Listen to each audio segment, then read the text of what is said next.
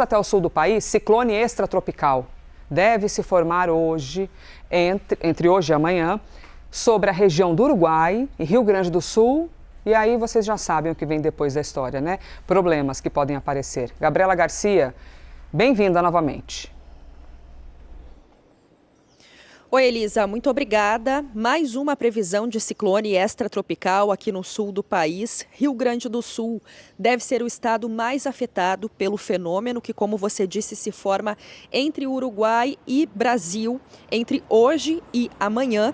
A Defesa Civil do Rio Grande do Sul, inclusive, emitiu uma previsão para os próximos dias que indica chuva volumosa, ventos fortes e também possibilidade de granizo.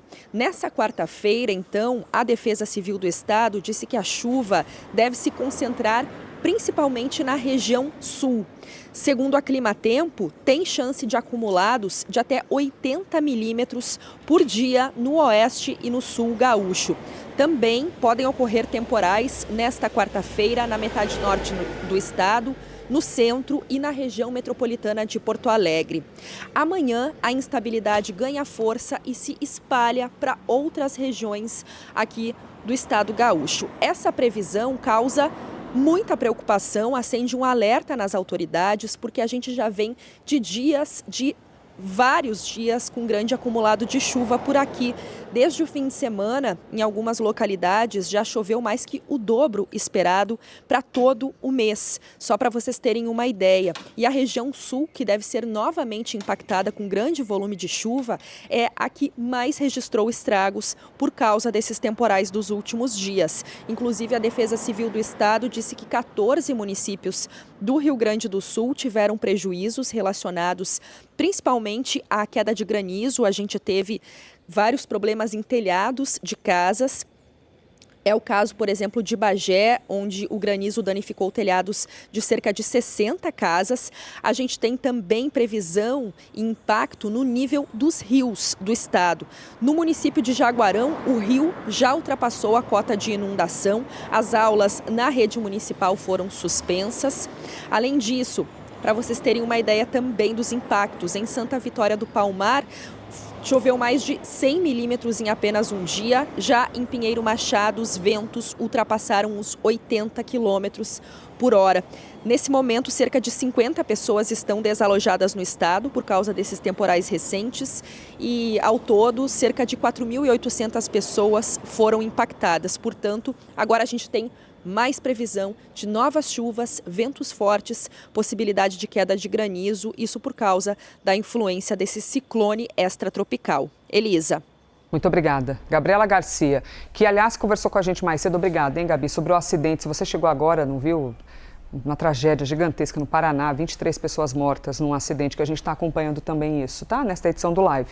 Sobre esse assunto das adversidades climáticas ou das normalidades climáticas, o professor Pedro Cortes, nosso analista de clima e meio ambiente, nos ajuda a entender esse fenômeno. E se, já estava aqui no bastidor perguntando ao professor, se este fenômeno é parecido com o que tivemos semanas atrás do ciclone Bomba ou são questões diferentes, mas que também podem causar problemas, né, professor? Bom dia, Elisa. Bom dia a todos. Eles são fenômenos diferentes. Aquele ciclone ele se formou muito rapidamente, né? Por isso que ele teve esse nome de ciclone Bomba, e isso fez com que as tempestades progredissem também muito rapidamente. Esse está se formando um pouco mais lentamente, aquele se formou em questão de horas, esse deve levar aí um dia e meio para se caracterizar, e os efeitos não são exatamente os mesmos. Naquele ciclone nós tivemos muito vento, que inclusive se espalhou por boa parte do litoral do Rio Grande do Sul, Santa Catarina, chegando até São Paulo, Rio de Janeiro, também com chuvas, mas principalmente muito vento.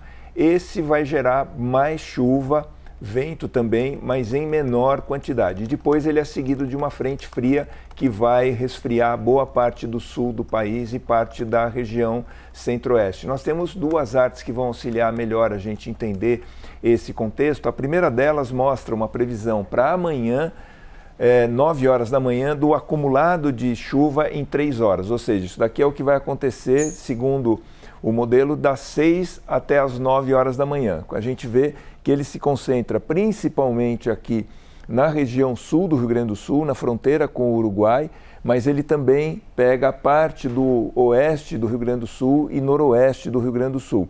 Então ele vai gerar um volume importante de chuvas nessas regiões. Depois ele vai progredindo em direção ao oceano e aí no sábado nós temos já uma sensação, esse é um mapa de sensação térmica, não é de temperatura, mas nós vamos ter sensação térmica aqui perto de Porto Alegre, ao norte de Porto Alegre, próximo ou abaixo de 0 graus. Ou seja, vai ter um resfriamento significativo do sul do país, mas isso atingindo também São Paulo, Rio Grande do Sul, Santa Catarina, Paraná, São Paulo, sul de Minas, parte do Mato Grosso do Sul e parte do Mato Grosso. Então, é uma frente que os meteorologistas chamam de continental, mas ela ainda não tem a força suficiente para chegar até o sul da Amazônia, como em algumas situações elas ocorrem, essas frentes continentais. Mas ela vai ajudar a diminuir bastante a temperatura em algumas cidades, por exemplo, no interior de São Paulo, onde a temperatura está muito elevada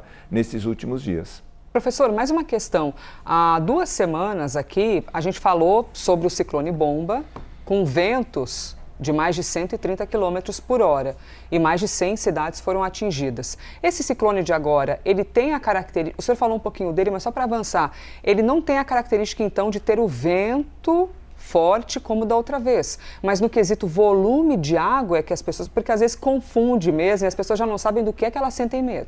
Vai ter um volume maior de chuvas do que no ciclone anterior. O vento é um pouco menos intenso, ele não vai ser tão forte, mas ele vai ser forte. Poderemos ter rajadas aí até superiores a 80 km por hora em algumas regiões. O ciclone Bomba chegou a gerar rajadas de mais de 100 km por hora em algumas regiões. Então, o vento vai ser um pouco menos intenso do que no ciclone anterior, mas, obviamente, que ele preocupa porque rajadas de 80 km por hora ou mesmo 60 km por hora tem o poder, né, de causar prejuízos em galpões, derrubar coberturas, provocar destelhamento e também impactar a infraestrutura de distribuição de energia elétrica em vários municípios, incluindo pela queda de árvores. Até usando aqui no improviso, eu tenho a imagem, uma mesa que eu mostrei no outro dia, professor, deixa eu ver se a gente consegue colocar aqui no telão, que é daquela previsão do tempo que a gente tem acesso pelo celular. Sim. Que aqui tem a animação, né, professor? Uhum. Que é isso ao qual o senhor se refere, vindo ali da região das Missões, ou Misiones, da Argentina, e chegando ao Rio Grande do Sul. Sim, ele vai seguindo esse caminho. Parte disso está sendo alimentado pelos rios voadores que vêm da Amazônia. Eles não conseguem furar o bloqueio na região central do país,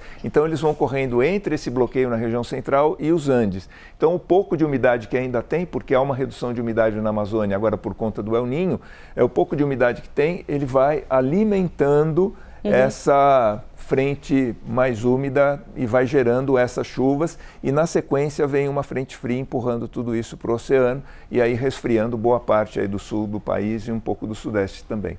Nosso analista de clima e meio ambiente, Pedro Cortes. Muito obrigada, Pedro. Uma boa semana.